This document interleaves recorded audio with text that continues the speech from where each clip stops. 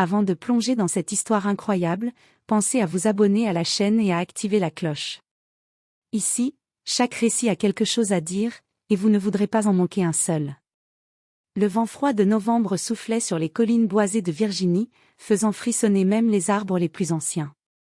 Dans une immense villa surplombant la vallée, Henry Caldwell, milliardaire influent et implacable, contemplait le portrait de son fils. 3 ans. 3 années à s'occuper d'un enfant fragile, limité par un handicap qui rendait chaque geste laborieux. Pour Henry, chaque sourire était une corvée, chaque geste une contrainte. Il était un homme obsédé par le succès, le pouvoir, et l'image qu'il laissait au monde. Ce soir-là, Henry prit une décision que personne ne pourrait comprendre. Avec une froide détermination, il prit le petit Ethan dans ses bras, l'emmitoufla dans une couverture et conduisit jusqu'au bois situé derrière la propriété. Les branches craquaient sous ses pas, et l'obscurité semblait avaler tout signe de vie. Il plaça Ethan sur un tapis de feuilles mortes, avec quelques provisions minimum, un peu de pain, de l'eau, et une petite couverture. Le garçon regarda son père avec des yeux innocents, pleins de confiance et d'amour. « Papa, tu restes avec moi » murmura-t-il d'une voix douce et hésitante. Henry détourna le regard. « Je dois partir, pour ton bien. » répondit-il, sans que sa voix ne trahisse la moindre émotion. Puis, presque mécaniquement, il fit demi-tour et s'éloigna, laissant son fils seul dans le froid et le silence des bois. Ce qui aurait dû être la fin d'un enfant fut en réalité le début d'une légende silencieuse. Dans ces bois, entre les ruisseaux gelés et les arbres centenaires, Ethan allait apprendre à survivre contre toute attente. Il allait connaître la peur, la solitude, mais aussi la force et l'ingéniosité. Les animaux, comme s'ils comprenaient l'injustice qui venait de se produire, l'accompagnèrent. Chaque bruissement dans les feuilles, chaque cri d'oiseau devint une leçon. Chaque nuit passée sous la pluie ou dans le froid forgea son esprit et son corps. Pendant ce temps, Henry retourna dans son manoir, inconscient que ce petit geste cruel scellerait le destin de sa famille pour toujours. Il continua à briller dans les affaires, à recevoir des honneurs et des accolades, ignorant que le fils qu'il avait abandonné devenait, dans l'ombre, un homme prêt à tout pour rétablir la justice. Et ainsi commença une histoire de trahison, de survie et de revanche qui marquerait à jamais les souvenirs de ceux qui croyaient connaître la richesse, la puissance et le pouvoir. Les premiers jours furent un cauchemar pour Ethan. Seul, tremblant de froid, il ne comprenait pas pourquoi son père l'avait laissé là. Le vent mordait sa peau fragile et la pluie transformait le tapis de feuilles sous lui en une couche glacée. Il pleura, cria, espérant que quelqu'un viendrait le chercher, mais les bois ne répondaient que par le silence. Le 3e jour, affamé et épuisé, Ethan réalisa qu'il devait se prendre en main. Son petit corps frêle s'accrocha aux leçons que la nature lui offrait. Il observa les fourmis transporter leur nourriture, les oiseaux picorer des bailles et les écureuils grimper avec agilité. Chaque geste devint un modèle. Il apprit à cueillir les fruits comestibles, à trouver de l'eau pure dans les ruisseaux et à éviter les plantes toxiques. La nuit tombait vite, et le froid mordant était impitoyable. Ethan découvrit qu'en construisant un petit abri avec des branches et des feuilles, il pouvait se protéger. Il improvisa des couvertures avec des mousses et des lichens et observa les animaux pour comprendre comment rester discret. Peu à peu, sa peur laissa place à une étrange fascination, il était désormais responsable de sa vie. Les saisons passèrent. L'enfant de 3 ans devint un garçon de 7 ans, puis un adolescent de 15 ans, et chaque année renforça sa résilience. Il apprit à lire les signes de la forêt, les traces dans la terre indiquaient la présence des prédateurs ou des proies. Les odeurs, les sons et la lumière du soleil devinrent ses repères. Lentement, il développa des capacités surprenantes, son ouïe devint extrêmement fine, sa vue perçante, et il pouvait presque anticiper les mouvements des animaux et des humains. Mais Ethan ne se contentait pas de survivre. Il commença à réfléchir à son passé, à son père, et à cette trahison qu'il avait laissé seul. Une colère sourde et déterminée grandit en lui. Il n'était plus un enfant abandonné.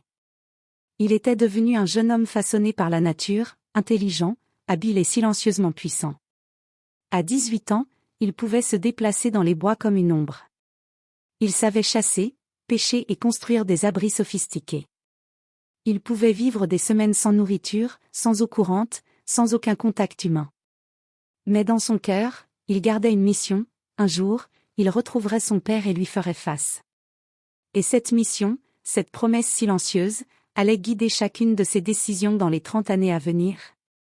Après 30 années passées à survivre et à se perfectionner dans la solitude des bois, Ethan sentait que le moment était venu de quitter sa prison naturelle. Il avait grandi en force, en agilité et en intelligence. Chaque muscle, chaque geste était affiné par des décennies de lutte contre les éléments. Mais il savait qu'affronter son père ne serait pas une question de force physique seule. Le monde qu'il connaissait désormais, celui des hommes, était très différent des bois. Ethan observa pendant des semaines les routes et les villages à la lisière de la forêt. Il étudia les mouvements des gens, les habitudes, les routines. Il vit que la civilisation avait ses propres règles, ses propres armes, et qu'il devait les comprendre avant de frapper. Il s'infiltra dans les villages comme un fantôme, apprenant à parler couramment plusieurs langues, à manipuler les technologies modernes et à comprendre les subtilités du commerce et du pouvoir. Peu à peu, il commença à se forger une identité humaine solide, tout en gardant en lui le souvenir brûlant de son abandon. Il n'était plus l'enfant vulnérable laissé dans les bois, il était devenu un stratège. Il sut créer des réseaux, observer les forces et faiblesses des riches et puissants, et apprendre à se fondre dans l'ombre des élites, exactement comme il avait appris à disparaître dans la forêt.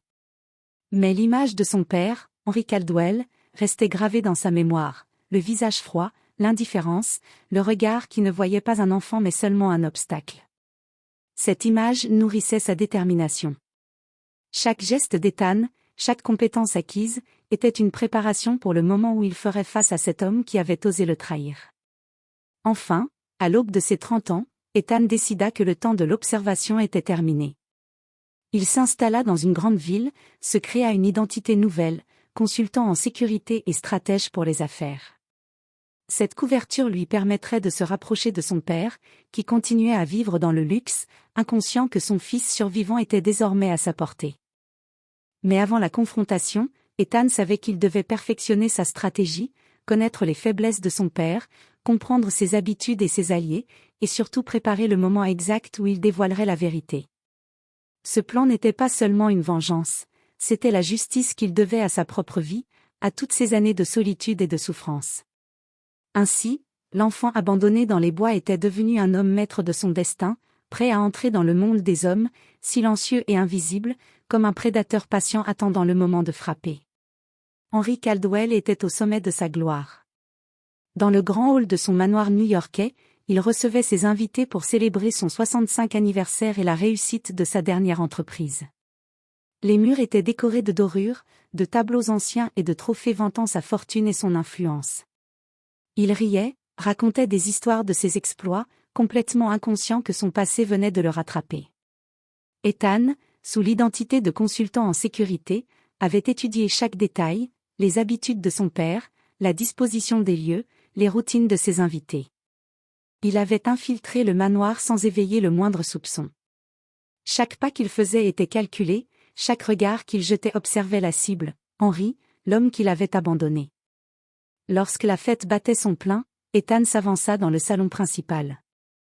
Il retira son manteau, se tint droit, et fixa Henry d'un regard que celui-ci ne pouvait ignorer. « Père » dit Ethan, sa voix claire et forte, coupant les rires et les conversations. « Père, vous m'avez laissé mourir dans les bois. Je suis Ethan Caldwell, votre fils. » Un silence de glace tomba sur la pièce. Les invités se figèrent, certains murmuraient, d'autres reculaient. Henry sentit un frisson parcourir son dos. Il cligna des yeux, incrédule. « Ethan ? Ce n'est pas possible. » Le jeune homme s'avança encore, chaque pas mesuré, imposant par sa stature et sa présence. Les traits de son visage, marqués par la vie dure mais aussi par l'intelligence et la détermination, reflétaient l'homme qu'il était devenu. Henry vit dans ses yeux tout ce qu'il avait perdu, la confiance, l'innocence et l'amour d'un fils. Mais ce qui le terrifia le plus, c'était la puissance tranquille de cet homme qu'il avait cru briser. Ethan ne leva pas la voix. Il exposa calmement, devant tous les invités, tout ce que Henry avait fait, l'abandon, les années de solitude, la survie dans les bois, et comment cette trahison avait façonné l'homme qu'il était devenu. Chaque mot était précis, implacable, pesé pour montrer la gravité des actions de son père. Henri tenta de bafouiller une excuse, un mot, un geste pour expliquer son crime passé, mais il était trop tard. Le silence pesant des invités, la colère contenue dans le regard de son fils et l'évidence de sa trahison le réduisirent au néant. Pour la première fois de sa vie, Henri Caldwell se sentit vulnérable, impuissant et honteux devant le monde qu'il avait toujours cru contrôler.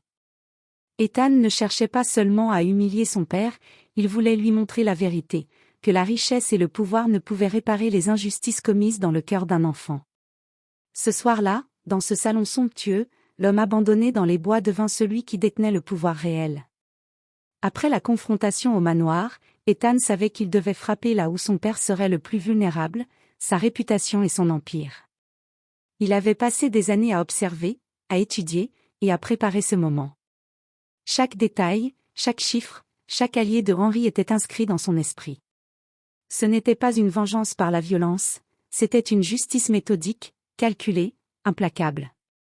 Les semaines suivantes, Ethan commença à exposer les malversations et les abus de son père dans le monde des affaires.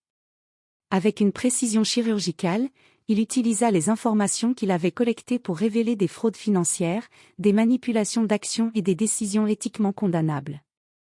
Les journaux s'emparèrent de l'histoire, les investisseurs se retirèrent, et les partenaires d'Henri commencèrent à le fuir. Henri, autrefois intouchable, se retrouva isolé, humilié, impuissant. Il tenta de se défendre, mais le monde avait déjà découvert la vérité. Chaque trophée, chaque réussite, chaque sourire de sa vie de luxe semblait maintenant creux, inutile. L'homme qui avait abandonné son fils dans les bois comprit enfin la gravité de ses actes, trop tard. Quant à Ethan, il transforma sa douleur en force constructive. Avec la fortune qu'il avait discrètement accumulée grâce à ses propres talents et à ses investissements discrets, il créa une fondation pour aider les enfants handicapés et abandonnés. Il finança des centres de soins, des écoles spécialisées et des programmes de réinsertion pour ceux que la société avait laissés derrière. Sa vie dans les bois, ses souffrances et son abandon avaient donné naissance à une mission plus grande que lui. Les habitants de la ville et même ceux qui avaient connu son père commencèrent à murmurer. L'enfant abandonné est devenu l'homme qui a changé la vie de tant d'autres. Ethan devint une légende vivante, la preuve que même dans les pires trahisons, la résilience, la patience et l'intelligence pouvaient transformer une douleur personnelle en un héritage qui sauve des vies. Henri, quant à lui, finit ses jours dans la solitude, rongé par la culpabilité et la honte. Il avait tout perdu, richesse, pouvoir, respect, et surtout, l'amour d'un fils. Et ainsi, l'histoire d'Ethan Caldwell, l'enfant abandonné devenu maître de son destin, resta gravée comme un récit de courage, de justice et de rédemption, un rappel que la véritable force ne réside pas dans la richesse ou le pouvoir, mais dans la résilience et l'intégrité face à l'adversité.